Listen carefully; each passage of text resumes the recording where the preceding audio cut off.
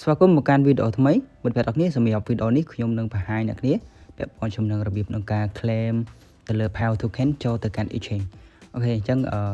អ្នកគ្នាគ្រាន់តែចូលមកកាន់ PAL មកអញ្ចឹងខ្ញុំអត់ចង់ធ្វើវីដេអូ event ឆ្ងាយទៀតទេព្រោះខ្ញុំបានចាញ់ច្រើននេះពាក់ព័ន្ធជាមួយ PAL អញ្ចឹងយើងចូលមកកាន់ PAL pricer នៅលើ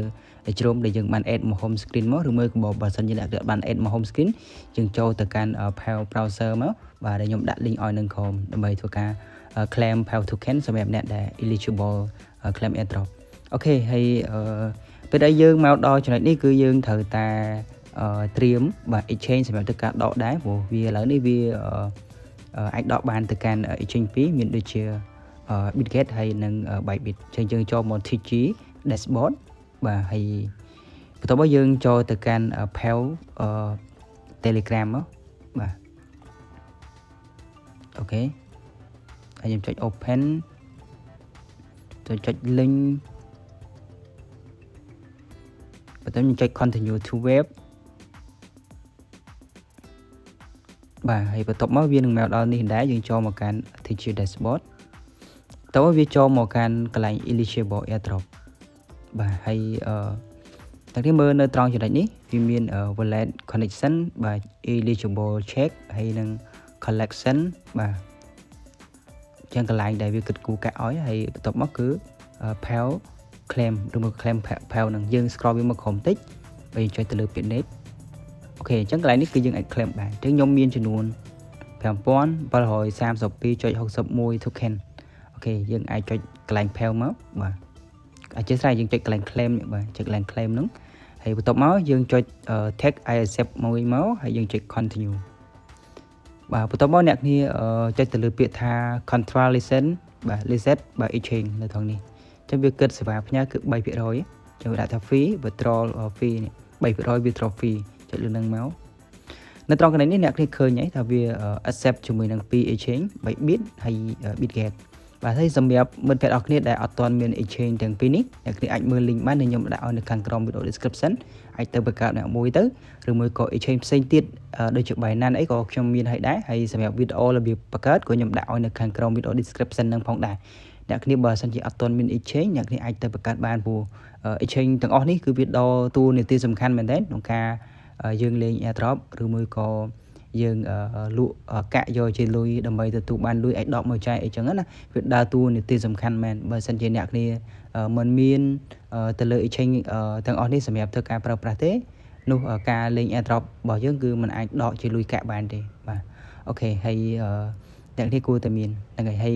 យើងរើសជំរើស exchange មួយមកសម្រាប់ធ្វើការដកចឹងអ្នកគ្នាអាចរើសយក Bybit ឬមួយក៏ Bitget អីតាមចិត្តទៅសម្រាប់ខ្ញុំគឺខ្ញុំយកដកទៅកាន់ Bybit អូខេខ្ញុំ select ទៅលើ Bybit បន្ទាប់មកវានឹងសួរយើងឯងនេះគេដាក់ថាយើងមាន Bybit account ហើយនៅខាងលើគឺយើងអត់ទាន់មានទេអញ្ចឹងករណីអ្នកគ្នាអត់ទាន់មានអ្នកគ្នាត្រូវតែបង្កើតវាសិនណាបើសិនជាអ្នកគ្នាជ្រើសរើសយក Bybit ចឹងអ្នកគ្នាត្រូវបង្កើត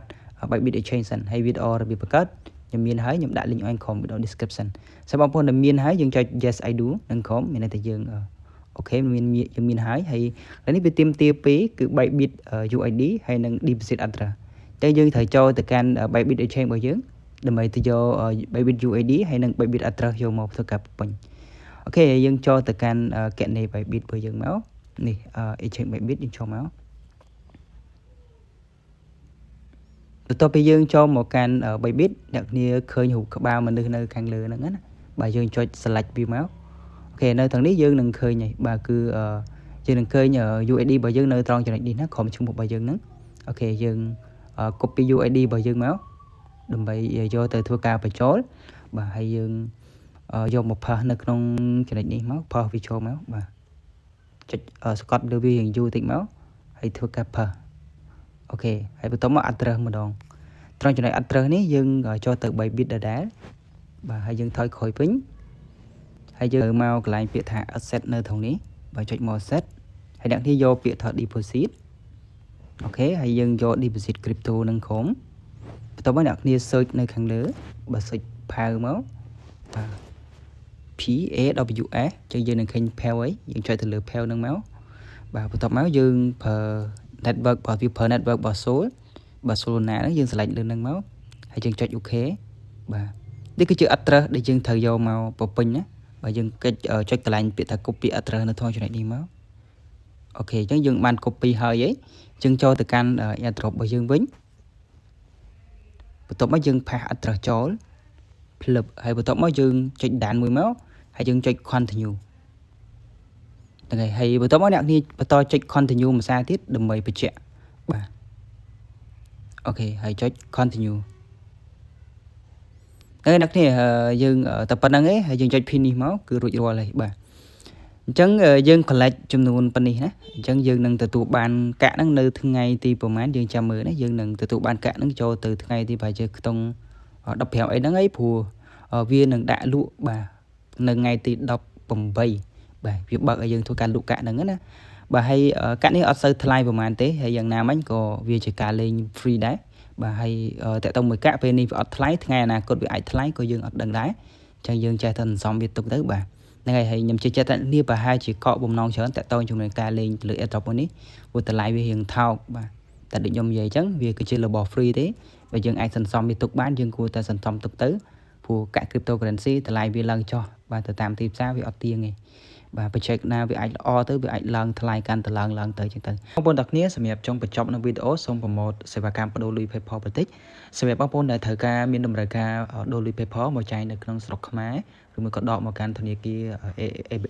đá rồi mới có thằng kia xem đã bắt bắt ca cho mùi nâng ba cống đây phải scan QR này ai cho room join group đi bán bà chúng đã link on Chrome video description hay nhom trên nẹp đôi chun tour sầm nhập xe ba cắm cứ lươn rồi ha bà tục chất bàn mà rồi biết rồi hay sầm nhập po mình xem để tông mua tờ lái nè cái ai cho mơ cái line để nhom pin ní bà hay xong bị chết thaรอប្រតិបត្តិការនៅក្នុងក្រុមនេះខ្ញុំទទួលស្គាល់ឬមួយក៏ទំនួលខុសត្រូវសម្រាប់អ្នកដែលគាត់បានដូរជាមួយខ្ញុំទេហើយសម្រាប់អ្នកដែលគាត់ដូរជាមួយអ្នកផ្សេងដែលខុសពីខ្ញុំអញ្ចឹងណាខ្ញុំអត់ទទួលខុសត្រូវទេអញ្ចឹងបើសិនជាអ្នកគ្នាត្រូវការដូរអ្នកគ្នាអាចឆាតមកខ្ញុំផ្ទាល់ដែលខ្ញុំបានភិនឈ្មោះខ្ញុំនៅលើហ្នឹងគឺ online tube LOH បាទអ្នកគ្នាអាចតាក់ទងមកកាន់ខ្ញុំផ្ទាល់បានបាទអូខេហើយសង្ឃឹមថាអ្នកគ្នានឹងបានចូលរួមហើយមានគ្រប់ដូចជាគ្រប់ចែកបណ្ដាយការរលួយ online ទៀតដូចជា online tube fan រកលុយតាម online ក៏ដូចជា online tube TG fan group អ្នកគ្នាអាចចូលរួមបានហើយអ្នកគ្នាអាចចែកម្លែកតាក់ទងជាមួយការរកលុយ online ដោយ free ហើយសម្រាប់អ្នកដែលចង់បានព័ត៌មានផ្សេងៗតាក់ទងជាមួយនឹងការរកលុយតាម online បាទឲ្យទាន់ពេលឬមួយក៏ app ដែលថ្មីអីផ្សេងៗអ្នកគ្នាអាចjoin មកកាន់ channel Telegram របស់ខ្ញុំបានដែលមានឈ្មោះថា online tube channel អ្នកគ្នាហើយសម្រាប់វីដេអូនេះខ្ញុំបញ្ចប់តែប៉ុណ្្នឹងទេបាទអរគុណយើងជួបគ្នានៅវីដេអូក្រោយទៀត